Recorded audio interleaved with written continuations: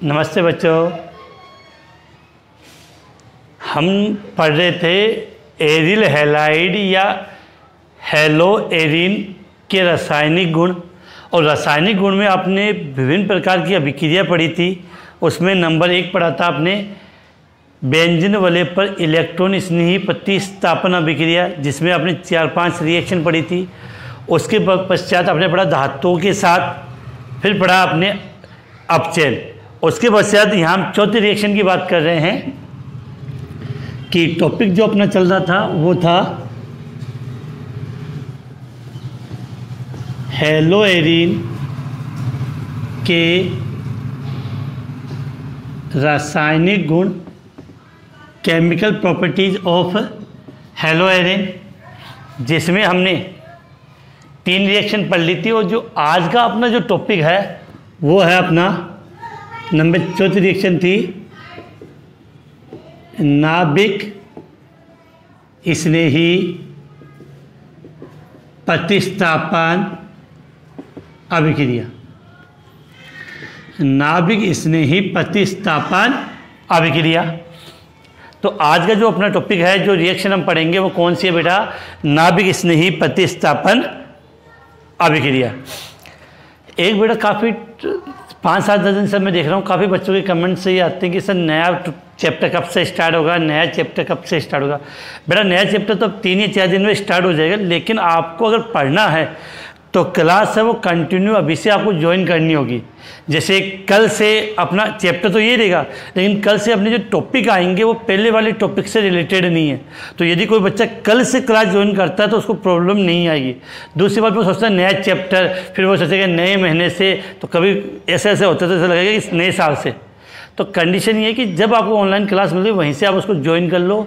जैसा भी समझ में आए उसको पढ़ते रहो, पीछे के वीडियो आप देखते रहो, तो उसको आप कंटिन्यू देखोगे तो आपकी प्रॉब्लम नहीं आएगी। दूसरी बात मैंने ये देखा कि काफ़ी बच्चे क्लास जो ऑनलाइन क्लास शुरू होती है 10 मिनट 15 मिनट निकलने के बाद ज्वाइन करते हैं। कि जो वॉचिंग बच्चों की संख्या होती है वो शुरुआत के 10-15 मिनट कम होती है, उसके बाद उनकी संख्या बढ़ती है। तो बेटा अगर आपने टॉपिक शुरू होने के बाद ज्वाइन किया है, 15 मिनट की आपकी क्लास निकल गई है, तो फिर बेटा समझ में कहाँ से आएगा आपके। तो इन बातों पे विशेष गौर करें कि जब अपना टाइमिंग हमने कहा था 8 से 9 बजे अपनी ऑनलाइन क्लास होती है, तो फिक्स 8 बजे आपकी क्लास ज्वाइन हो जानी चाहिए।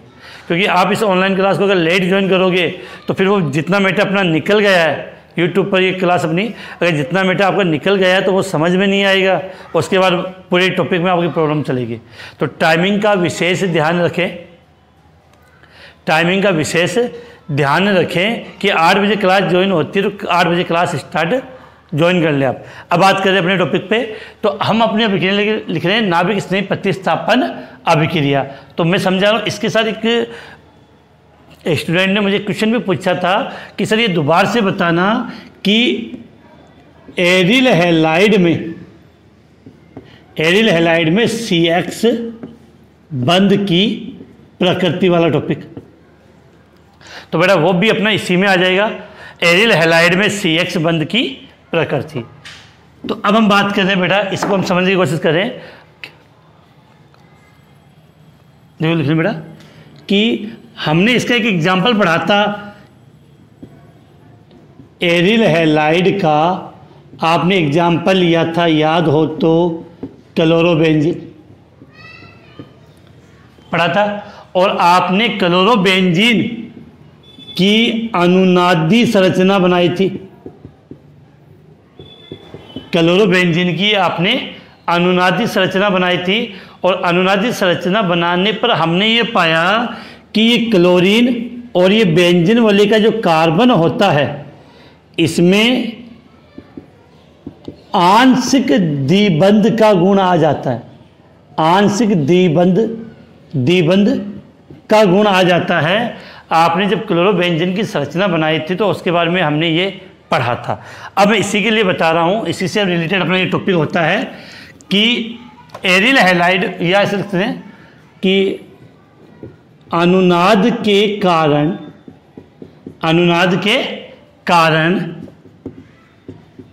एरिल हैलाइड या आप क्या बोल सकते हो बेटा, हेलो एरिन में अनुनाद के कारण aryl halide oblique hello arene में CX बंध में आंशिक द्विबंध का गुण आ जाता है, आंशिक द्विबंध का गुण आ जाता है, जिसके कारण अब आपको एक चीज़ मैं समझा रहा हूँ, समझने की कोशिश करना कि अगर ये एक है तो इसको हम आसानी से तोड़ देंगे, लेकिन अगर ये हमने दो ले लिए तो दो को तोड़ने में क्या आएगी, प्रॉब्लम आएगी। तो जो CX बंध है उसमें आंशिक द्विबंध का गुण आ रहा है, तो द्विबंध का गुण आने के कारण, जिसके कारण ये बंध आसानी से नहीं टूटता है, जिसके कारण ये बंध आसानी से नहीं टूटता है, जिसके कारण ये बंध आसानी से नहीं टूटता है। इसी कारण से एरिल हैलाइड एल्किल हैलाइड की तुलना में, एरिल हैलाइड को आप कह सकते हो ARX, एल्किल हैलाइड को RX, aryl halide alkyl halide की तुलना में नाभिक स्नेही प्रतिस्थापन अभिक्रिया न्यूक्लियोफिलिक सब्स्टिट्यूशन रिएक्शन के प्रति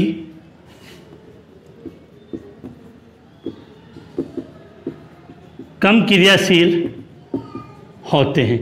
इक्वेशन बड़ा इस प्रकार से भी आ सकता है सीधा कि एरिल हैलाइड है वो एल्किल हैलाइड की तुलना में नाभिक स्नेही प्रतिस्थापन अभिक्रिया के प्रति कम क्रियाशील होते हैं। क्यों? तो आप सीधा कहोगे कि हेलो एरिन या एरिल हैलाइड में अनुनाद के कारण जो CX बंद होता है, CX बंद होता है, उसमें आंशिक द्विबंध के गुण आ जाते हैं, उसमें आंशिक द्विबंध के गुण आ जाएंगे, और आंशिक द्विबंध के गुण आने के कारण ये बंध आसानी से टूटता नहीं है। इसी कारण से एरिल हैलाइड एल्किल हैलाइड की तुलना में नाभिक स्नेही प्रतिस्थापन अभिक्रिया के प्रति कम क्रियाशील होता है। अब क्रियाशीलता कम हो गई तो आसानी से ये नाभिक स्नेही प्रतिस्थापन अभिक्रिया नहीं देता है, लेकिन विशेष परिस्थितियों में जैसे उच्च ताप पर, लेकिन आप यहाँ लिख सकते हो लेकिन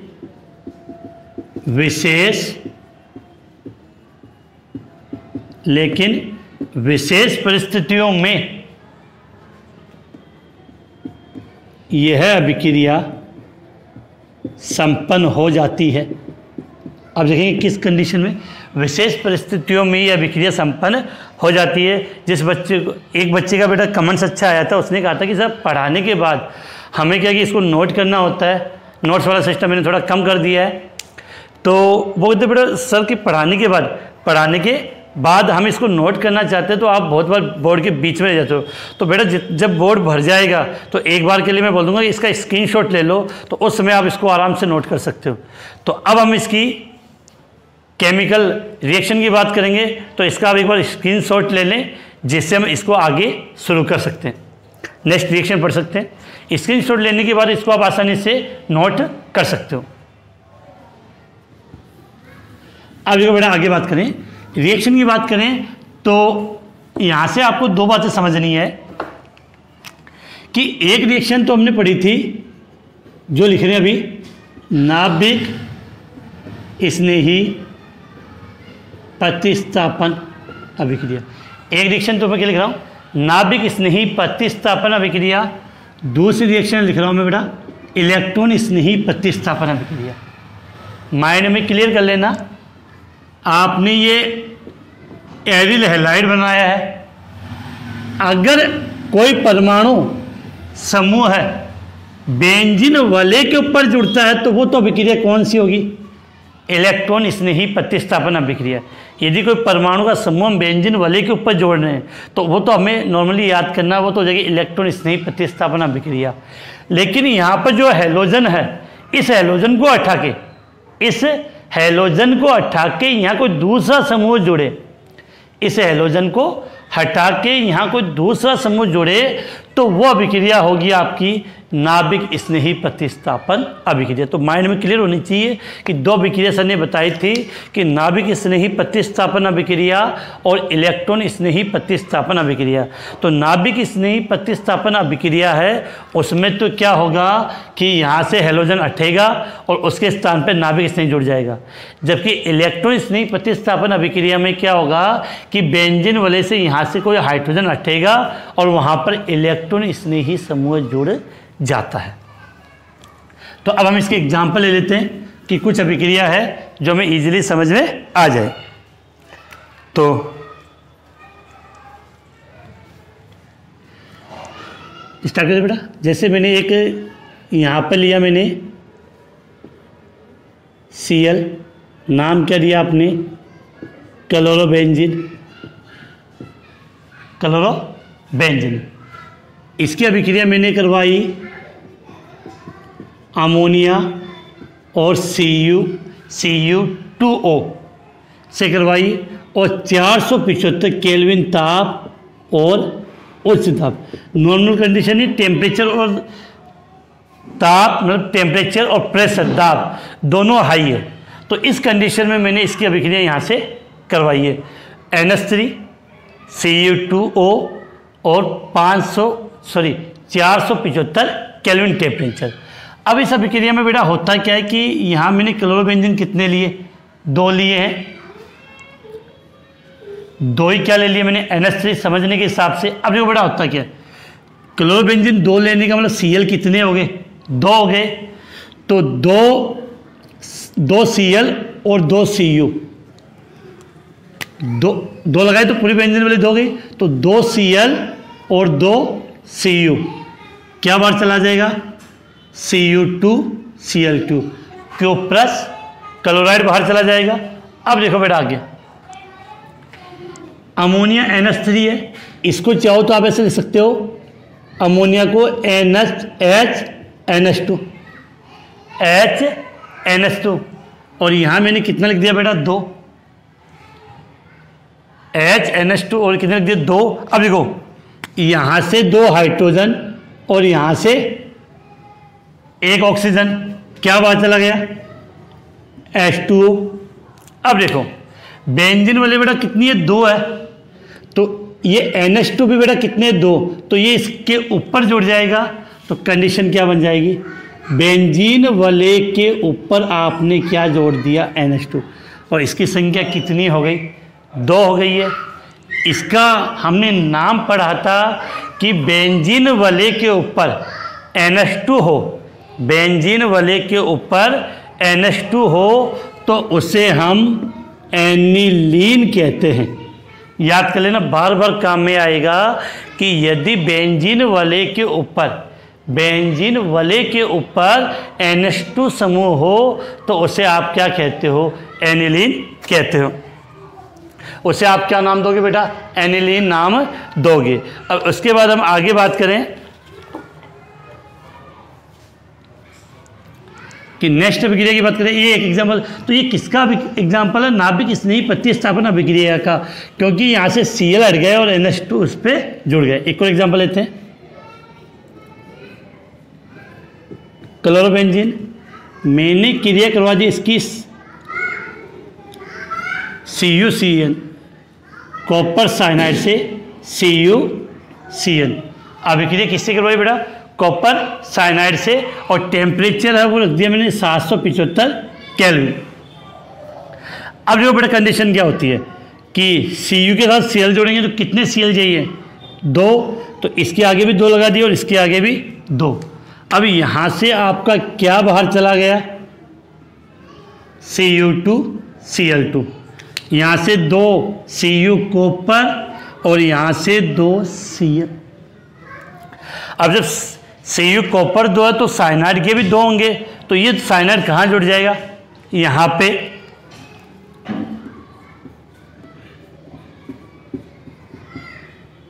कितने लगा दी? 2 हो गए। एक और अभिक्रिया लें। हाँ, अब इसके नाम की बात कर ले बेटा कि बेंजीन वाले के ऊपर CN जुड़ा है, बेंजीन वाले के ऊपर CN जुड़ा है, तो CN को आप बोलते हैं साइनो, तो इसका नाम लीजिए बेटा साइनो बेंजीन। क्या नाम लिखा है इसका? Cyano benzene, cyano benzene. अब आगे बात करें, ये क्लोरोबेंजीन है। इस क्लोरोबेंजीन की क्रिया मैंने करवा दी सोडियम हाइड्रोक्साइड के साथ, सोडियम हाइड्रोक्साइड के साथ। टेम्परेचर बेटा हाई होता है, 625 केल्विन टेम्परेचर होगा और अत्यधिक उच्च दाब पर यह अभिक्रिया होगी। तो यहाँ से Cl और यहाँ से Na बाहर चला गया, और ये जो OH है, जो हमने क्या लिखा OH, वो कहाँ जुड़ जाएगा? बेंजीन वाले के ऊपर। कहाँ जुड़ेगा? बेंजीन वाले के ऊपर। तो ये हो गया OH प्लस NaCl। तो बेंजीन वाले के ऊपर OH जुड़ा होता है, बेंजीन वाले के ऊपर OH जुड़ा होता है, तो इस संरचना को हम क्या कहते हैं? फिनोल। बेंजीन वाले के ऊपर OH हो तो हम क्या कहते हैं? फिनोल। तो बेटा ये सब के सब एग्जाम्पल किसके हैं? एरिल हैलाइड या हेलोएरिन की कौन सी अभिक्रिया? नाभिक स्नेही प्रतिस्थापन अभिक्रिया। हेलोएरिन या एरिल हैलाइड की, हेलोएरिन या एरिल हैलाइड की नाभिक स्नेही प्रतिस्थापन अभिक्रिया है। तो आराम से इसका स्क्रीनशॉट ले सकते हो, नोट कर सकते हो इसको।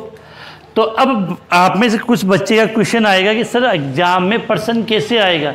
बेटा एग्जाम में प्रश्न ऐसे ही आएगा, ये लिखा हुआ मिलेगा, ये तीर के निशान पे होगा, उत्पाद की पहचान कीजिए, उत्पाद की पहचान कीजिए। या थोड़ा और हाई लेवल पर देना हो तो ऐसा आ जाएगा कि एरिल हैलाइड की नाभिक स्नेही प्रतिस्थापन अभिक्रिया के 2 उदाहरण दीजिए। तो इनमें से आप कोई भी 2 उदाहरण लिख सकते हो। अब बेटा यहाँ पर एक बात और है, इसी को हम आगे कंटिन्यू करते हैं। मिटा लो।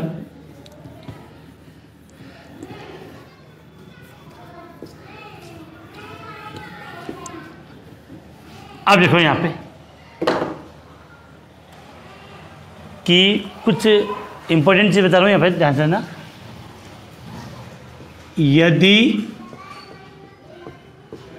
हेलोएरिन में हैलोजन परमाणु से, यदि हेलोएरिन में हैलोजन परमाणु से ऑर्थो या पेरा या दोनों, हेलोएरिन में हैलोजन परमाणु से ऑर्थो या पेरा या दोनों स्थितियों पर, दोनों पोजीशन पर इलेक्ट्रॉन आकर्षी समूह है, इलेक्ट्रॉन को अपनी ओर खींचने वाले समूह है, इलेक्ट्रॉन आकर्षी समूह है या इलेक्ट्रॉन को अपनी ओर खींचने वाले समूह, इलेक्ट्रॉन आकर्षी समूह है, जैसे NO2, CN, SO3H, COOH समूह है उपस्थित हो। अब समझना कंडीशन क्या है, अभी कंप्लीट न्यू सेंटेंस कि बेटा ये यहाँ पर मैंने बना दिया अपनी हेलोएरिन। अब इस हेलोएरिन की या तो ऑर्थो कंडीशन, ये कंडीशन कौन सी होती है? ऑर्थो, और ये कंडीशन पेरा। तो या तो ऑर्थो कंडीशन पे या पेरा पे या दोनों पे यदि क्या जुड़ा हो, इलेक्ट्रॉन आकर्षित समूह जुड़ा हो, तो ये समूह बेंजीन वाले के इलेक्ट्रॉन घनत्व को अपनी ओर आकर्षित कर लेंगे। बेंजीन वाले में जो इलेक्ट्रॉन घनत्व है उसको अपनी ओर आकर्षित कर लेंगे, जिससे बेंजीन वाले पर इलेक्ट्रॉन घनत्व में कमी आ जाएगी, जिसके कारण जो नाभिक स्नेही है वो आसानी के साथ इस हैलोएरिन से क्रिया कर सकता है। इसका मतलब आपको याद क्या रखना है कि यदि बेंजीन वाले पर, ये पैरा होगा बेटा, पैरा का मतलब पी, ठीक है, यदि बेंजीन वाले की ऑर्थो या पैरा कंडीशन पे इलेक्ट्रॉन आकर्षित समूह जुड़ जाता है तो हैलोएरिन नाभिक स्नेही प्रतिस्थापन के प्रति थोड़ा क्रियाशील हो जाता है, और इनकी संख्या जितनी ज़्यादा होगी, किनकी इलेक्ट्रॉन आकर्षित समूह की संख्या जितनी ज़्यादा होगी, बेंजीन वाले ये हैलोएरिन है वो नाभिक स्नेही प्रतिस्थापन अभिक्रिया के प्रति उतना अधिक क्रियाशील होगा। तो इस लैंग्वेज को हम आगे इस प्रकार कर सकते हैं कि अगर इलेक्ट्रॉन आकर्षित समूह उपस्थित हो, क्या लिखा बेटा, इलेक्ट्रॉन आकर्षित समूह उपस्थित हो तो ये समूह क्या करेंगे, बेंजीन वाले पर उपस्थित हो, समूह उपस्थित हो तो ये समूह है बेंजीन वाले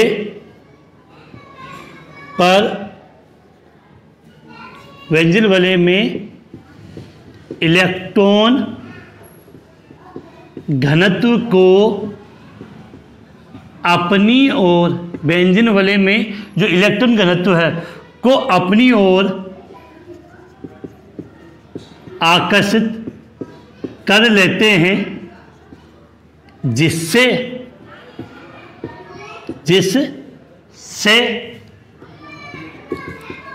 बेंजीन वाले में इलेक्ट्रॉन घनत्व में कमी आ जाती है, जिसके कारण हैलोएरिन या एरिल हैलाइड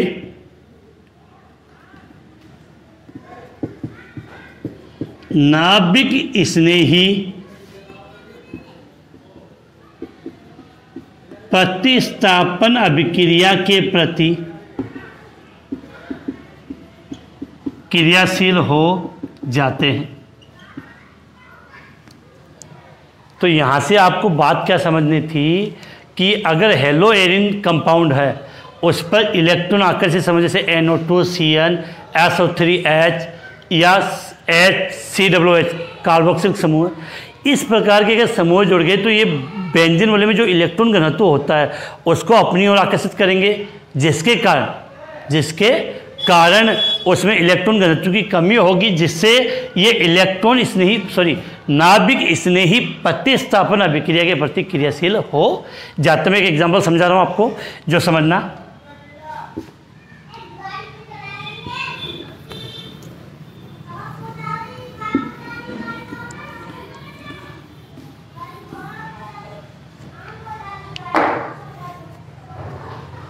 इसमें हम हैलोएरिन पे NO2 समूह के प्रभाव को समझते हैं। एग्जाम्पल लो,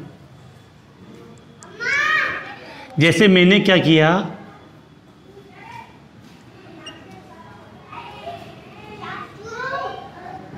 क्लोरोबेंजीन, क्या लिखा है, क्लोरोबेंजीन, इसकी क्रिया मैंने किससे करवाई है, सोडियम हाइड्रोक्साइड से, जलीय सोडियम हाइड्रोजन कार्बोनेट और उच्च ताप पर। क्या बेटा, क्लोरोबेंजीन है, क्रिया सोडियम हाइड्रोक्साइड से, जलीय सोडियम हाइड्रोजन कार्बोनेट और उच्च ताप की इसकी अभिक्रिया करवाई। तो देखा गया कि नॉर्मल कंडीशन में यह अभिक्रिया संपन्न नहीं हो रही, क्योंकि यहाँ पर कोई भी इलेक्ट्रॉन आकर्षित समूह नहीं जुड़ा है, इस कारण से यह अभिक्रिया संपन्न नहीं हुई है। लेकिन जैसे ही हम इस पर एक समूह जोड़ देते हैं,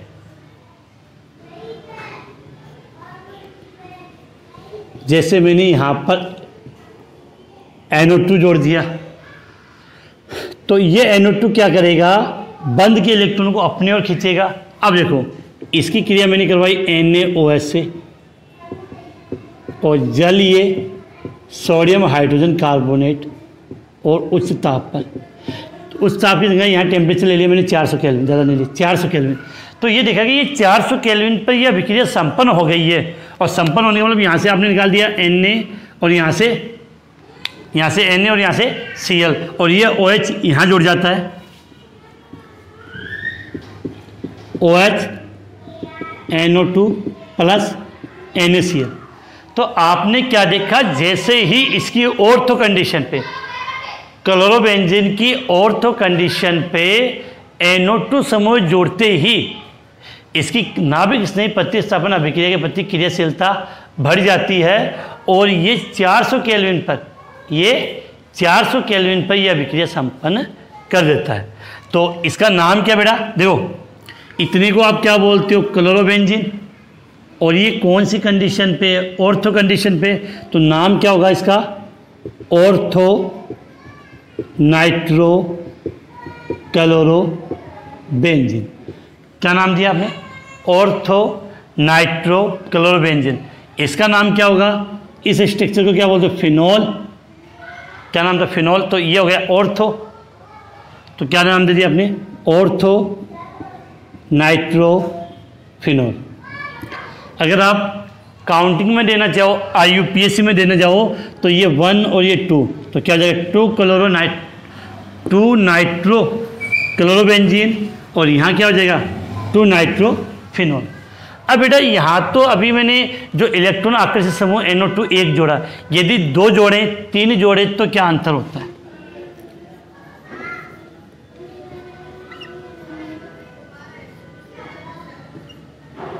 एक NO2 ऑर्थो पे जोड़ दिया और एक NO2 पैरा पे जोड़ दिया, एक NO2 ऑर्थो पे दूसरा पैरा पे, और वही क्रिया NaOH से करवा दी, और जलीय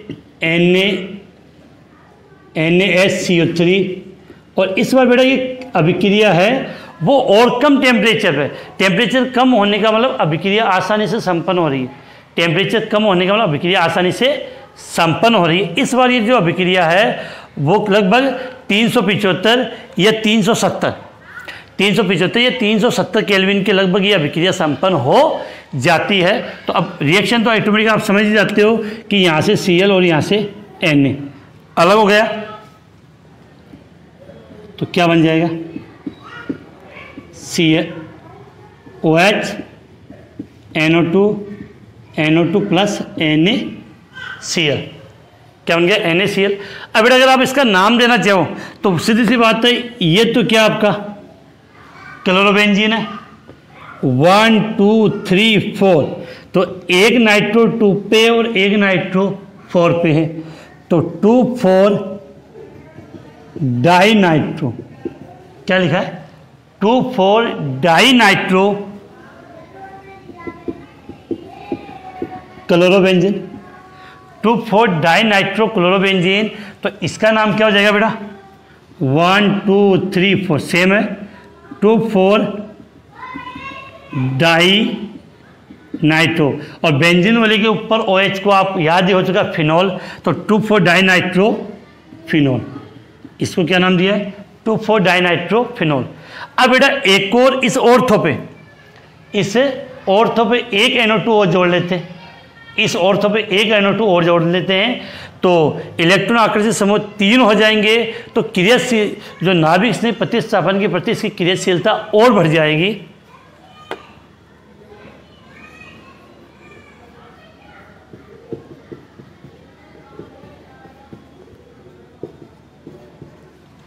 देखिए बेटा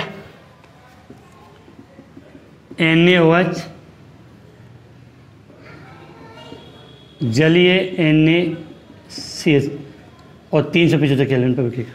इस बार ये विक्रिया बेटा और कम टेम्परेचर कितने पे, 300 केल्विन। 300 केल्विन का मतलब हो गया लगभग रूम टेम्परेचर के आसपास हो गया, रूम टेम्परेचर के आसपास का टेम्परेचर मतलब नॉर्मल कमरे की टेम्परेचर पर ये नाभिक स्नेही प्रतिस्थापन अभिक्रिया दी जाता है।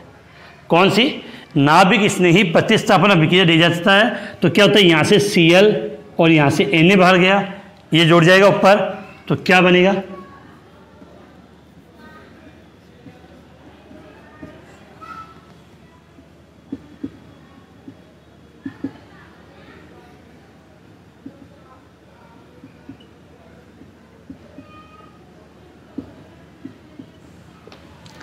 आगे कंडीशन।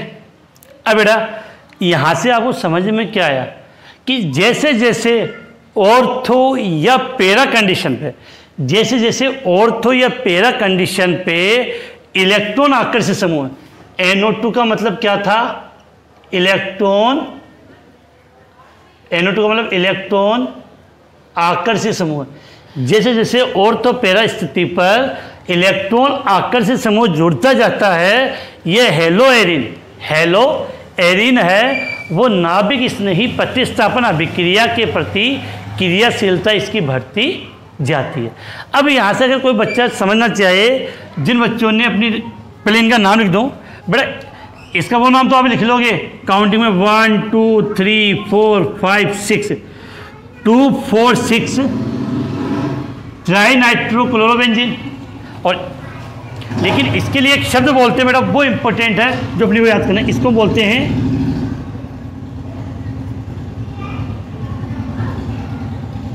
Picric chloride. इसका सादा नाम क्या है बेटा, पिक्रिक क्लोराइड। और यहाँ याद रखना है कि फिनॉल है, उसकी दोनों ऑर्थो और एक पैरा, दोनों ऑर्थो एक पैरा, इस कंडीशन पे आपके ये समूह जुड़े होते हैं तो इसे बोलते हैं पिक्रिक अम्ल। क्या बोलते हैं बेटा, पिक्रिक अम्ल। याद रखना, ये अगले वाले चैप्टर में जब हम फिनॉल का टॉपिक पढ़ेंगे तो वहां पर भी आएगा पिक्रिक अम्ल। और वैसे अगर इसका नाम वैसे इतना बताइए, यहाँ से NaCl आपका गया तो उसको भी आप लिख सकते हो। और पर्टिकुलर अगर IPA नाम देना चाहो तो क्या नाम हो जाएगा, 1 2 3 4 5 6, तो 2 4 6 ट्राइनाइट्रो, 2 4 6 ट्राइनाइट्रो, और इसको मैंने क्या नाम दे दिया, फिनॉल, 2 4 6 ट्राइनाइट्रोफिनॉल। तो ये तो थी बेटा आपकी हेलो एरिन या एरिल हैलाइड की इलेक्ट्रॉन स्नेही प्रतिस्थापन अभिक्रिया। हेलो एरिन या इलेक्ट्रॉन स्नेही प्रतिस्थापन, हेलो एरिन या एरिल हैलाइड की नाभिक स्नेही प्रतिस्थापन अभिक्रिया। नोट कर लो बेटा, इसको स्क्रीनशॉट ले सकते हो।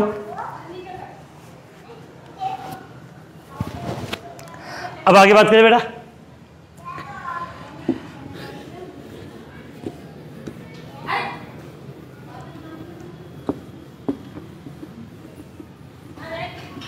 अब इसको बेटा बात करें, इसका एक छोटा सा टॉपिक और ले लेते हैं आज के लिए कि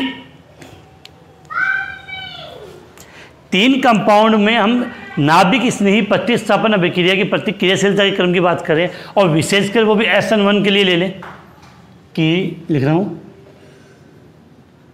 नाभिक स्नेही प्रतिस्थापन अभिक्रिया के प्रति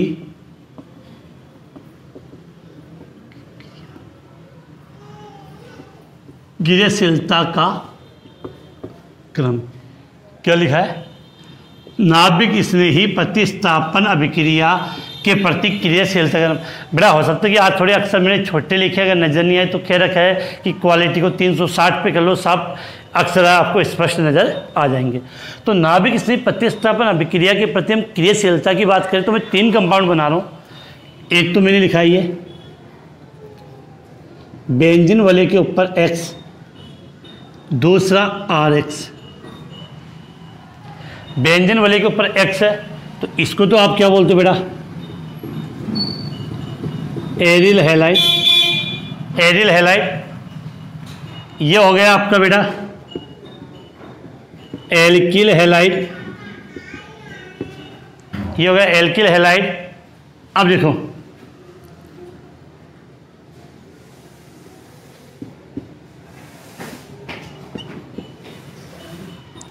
इस कंपाउंड के बारे में मैंने काफ़ी आपको बता दिया, क्या नाम है इसका, जल्दी,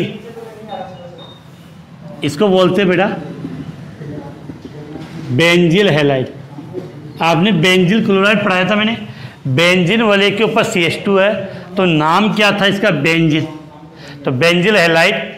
ध्यान रखना बेटा, अगर इन तीनों की नाभिक स्नेही प्रतिस्थापन अभिक्रिया की प्रतिक्रियाशीलता का क्रम पूछे और वो भी अगर SN1 अभिक्रिया के लिए पूछ लिया जाए, SN1 अभिक्रिया के लिए पूछ लिया जाए तो ध्यान रखना इन तीनों में सबसे अधिक क्रियाशील कौन सा होता है, बेंजिल हैलाइड होता है, उससे कम एल्किल हैलाइड और सबसे कम एरिल हैलाइड। तो विशेष इस बात का ध्यान रखना कि किताब में दे रखा है और अच्छा क्वेश्चन बनता है कि क्वेश्चन आ गया एरिल हैलाइड, एल्किल हैलाइड और बेंजिल हैलाइड में SN1 अभिक्रिया एकाणुविक नाभिक स्नेही प्रतिस्थापन अभिक्रिया के प्रति सबसे अधिक क्रियाशील कौन सा होगा, तो आंसर क्या होगा, बेंजिल हैलाइड, उससे कम एल्किल हैलाइड और उससे कम एरिल हैलाइड। अब बेटा यहाँ पर अपना एक क्वेश्चन ये बनता है कि ये बेंजिल हैलाइड इन सब में अधिक क्रियाशील क्यों है। जो अपना क्वेश्चन है वो ये कि जो बेंजिल हैलाइड है वो इन सब में सबसे अधिक क्रियाशील क्यों है। तो बेटा क्या होता है कि बेंजिल हैलाइड में क्या होता है कि ये हैलोजन यहाँ से अलग होगा तो ये कार्बन पे प्लस का निशान आएगा और कंपाउंड बनता है बेंजिल कार्बोकेटाइन या कार्बोनियम आयन, और उसमें अनुनाद होता है और अनुनाद के कारण वो ज़्यादा स्टेबल हो जाता है। आपको पता होगा कि आपने पढ़ा था कि SN1 अभिक्रिया में मध्यवर्ती, जिन्होंने कंटिन्यू पढ़ा है, नाभिक से प्रतिस्थापन अभिक्रिया दो प्रकार की पढ़ी थी आपने, एक SN1 दूसरी SN2। तो आपने पढ़ा था कि SN1 अभिक्रिया में मध्यवर्ती के रूप में क्या बनता है, कार्बोकेटाइन। कार्बोकेटाइन का मतलब प्लस। तो जो जिसका कार्बोकेटाइन ज़्यादा स्टेबल होगा वो नाभिक स्नेही प्रतिस्थापन अभिक्रिया के प्रति उतना अधिक क्रियाशील होगा। तो इस बेंजिल हैलाइड के लिए पढ़ लेते हैं। तो ये क्रम इंपॉर्टेंट याद रखना कि अगर तीनों की क्रियाशीलता की बात करें तो सबसे अधिक क्रियाशील बेंजिल हैलाइड, उससे कम एल्किल हैलाइड और सबसे कम एरिल हैलाइड। अब लिखो यहाँ पे बात करें कि समझ में क्या लिखा, बेंजिल हैलाइड नाभिक स्नेही, बेंजिल हैलाइड नाभिक स्नेही प्रतिस्थापन अभिक्रिया के प्रति अधिक क्रियाशील होता है, क्योंकि क्या लिखा है, बेंजिल हैलाइड नाभिक स्नेही प्रतिस्थापन अभिक्रिया के प्रति अधिक क्रियाशील होता है क्योंकि अभिक्रिया में बनने वाला होता है, क्योंकि अभिक्रिया में बनने वाला बेंजिल कार्बोनियम। अब बेंजिल कार्बोनियम बोल दो या बेंजिल कार्बोकेटाइन, मतलब एक ये बनने वाला बेंजिल कार्बोनियम, बेंजिल कार्बोनियम अनुनाद द्वारा स्थायी होता है। अभिक्रिया में बनने वाला बेंजिल कार्बोनियम अनुनाद द्वारा स्थायी होता है। अब बेटा यहाँ पर एक क्वेश्चन ये भी बन सकता है कि मध्यवर्ती के रूप में क्या बन गया, बेंजिल कार्बोनियम। प्रश्न यह आ सकता है कि बेंजिल कार्बोनियम या बेंजिल कार्बोकेटाइन की अनुनादी संरचना बनाइए। तो वो समझते हैं, ये आपने एक लिया बेंजिल हैलाइड, तो क्या होगा, यहाँ से ये हैलोजन अलग होगा, ये बंध टूटेगा तो कंडीशन आती है कि इस बेंजीन, ये बेंजीन वाले हो गई, ये CH2 किसका निशान ऊपर प्लस का और यहाँ पर X माइनस, इसको हमने क्या नाम दिया था, बेंजिल कार्बोनियम। सीधी बात है कि जब हैलोजन अलग होगा तो इस कार्बन पे प्लस आएगा और कार्बन पे प्लस आता है, जब किसी कार्बन पे प्लस आता है तो उसको हम बोलते हैं कार्बो नियम, कार्बोनियम ये कार्बोकेटाइन, तो इसका नाम हो गया बेंजिल कार्बोनियम। अब बेटा बेंजिल कार्बोनियम की अनुनादी संरचना पढ़नी है। मैंने आपको क्लोरोबेंजीन की अनुनादी संरचना पढ़ाई थी और बिल्कुल एक बार ऊपर पढ़ा के और नीचे उसको दूसरे तरीके से याद करने का एक तरीका बताया था। सेम वो का वो इस पर लागू होगा, बस थोड़ा सा नाममात्र का अंतर है, बाकी आपको इजीली ये याद हो जाएगा। तो बात करें, देखो बेटा यहाँ पे CH2 प्लस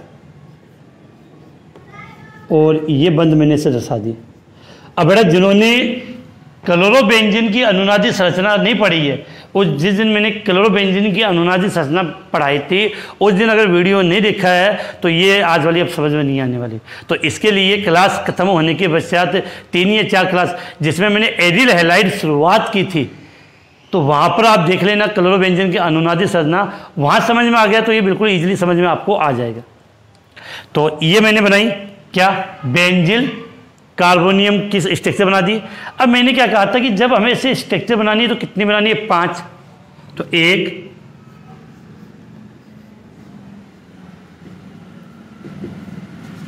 1 अब ऐसी 5 को बना दो बेटा, 2 3 4 और 5। क्या सीखा था, पहली और लास्ट वाली बिल्कुल सेम है, बस अंतर किसका आएगा, डबल बॉन्ड का। तो सेम है तो इसका मतलब यहाँ प्लस का निशान आ गया, इसमें डबल बॉन्ड यहाँ से है स्टार्ट है, तो लास्ट वाली में डबल बॉन्ड मैंने यहाँ से स्टार्ट कर दिया। तो और कोई अंतर, पहली और लास्ट वाली बिल्कुल सेम है। अब सुना बेटा कि कार्बन के बंध कितने होते हैं, 4। अब देखो यहाँ काउंट करो, इस कार्बन पे 2 तो हाइड्रोजन और 1 ये बंध, कुल कितने बंध, 3। तो 3 बंध होने के कारण ये जो डबल बॉन्ड है, इस डबल बॉन्ड के इलेक्ट्रॉन, ये जो डबल बॉन्ड है ये यहाँ से टूटेगा और इसके दोनों इलेक्ट्रॉन यहाँ जाएंगे, तो यहाँ पर डबल बॉन्ड बनेगा।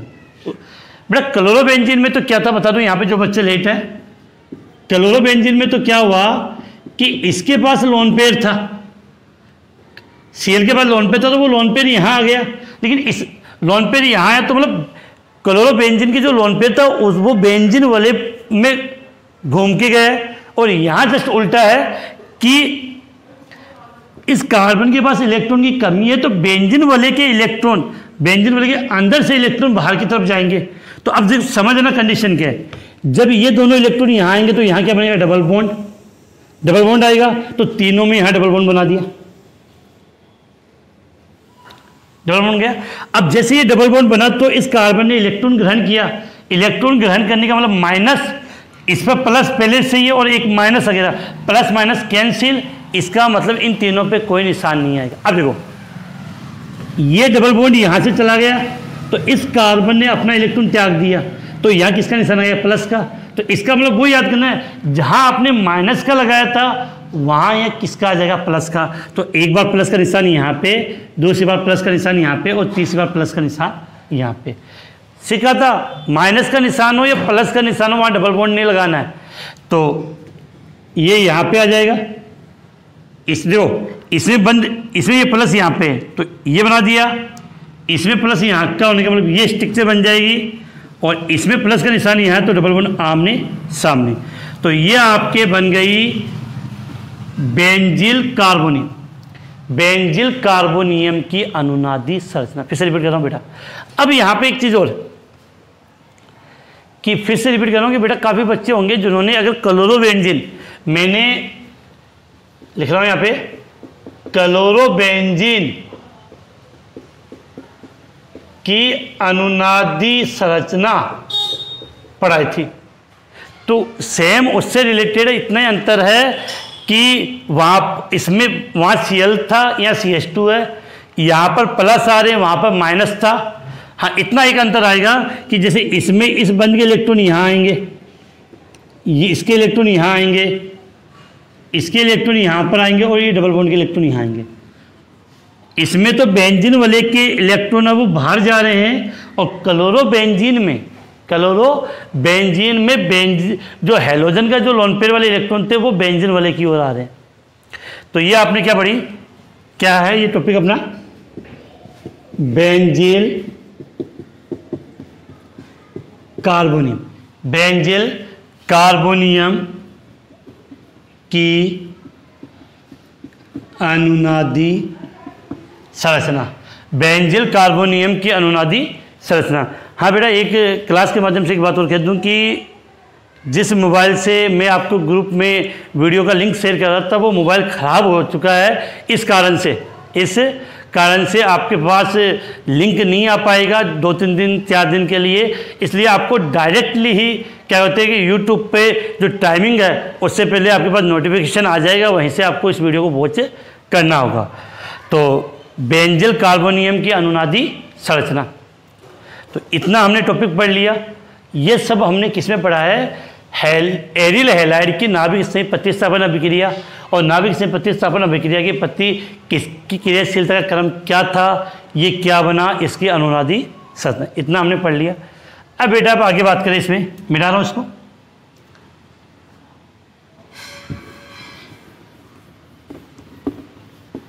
अब देखो बेटा, हम आगे बात करें कि नेक्स्ट जो टॉपिक आएंगे वो सुन लो। एक टॉपिक तो बेटा आपका ये आएगा क्लोरो फ्लोरो कार्बन। क्लोरो फ्लोरो कार्बन जिसको हम बोलते हो CFC, या इसको हम बोलते हैं फियोन। ये टॉपिक आएगा। एक आता है बेटा DDT, पूरा नाम क्या है, इसके निर्माण की विधि। एक आएगा BHC। तो ये 3 टॉपिक है जो अपनी 2 दिन की क्लास में फिनिश हो जाएंगे। और आपके साथ वाले जितने भी मित्र हैं उनको कह देना कि कल से क्लास अटेंड कर ले, क्योंकि ये ऐसे टॉपिक है कि कल अगर कोई बच्चा ज्वाइन करेगा तो उसको कल से ही समझ में आ जाएगा। और एक बात विशेष कह दूँ कि सबसे कन्फ्यूजन क्रिएट होगा फियोन के नामकरण में। फियोन का नामकरण, ये जो नामकरण वाला टॉपिक है ना, फियोन का नामकरण, इसमें थोड़ा सा कन्फ्यूजन होता है इजी है कि एक बार थोड़ा सा अगर आप समझ लोगे तो आपको इजीली समझ में आ जाएगा। इसी के साथ ये टॉपिक हम कल पढ़ेंगे। इसी के साथ बेटा अपनी क्लास को हम समाप्त करते हैं।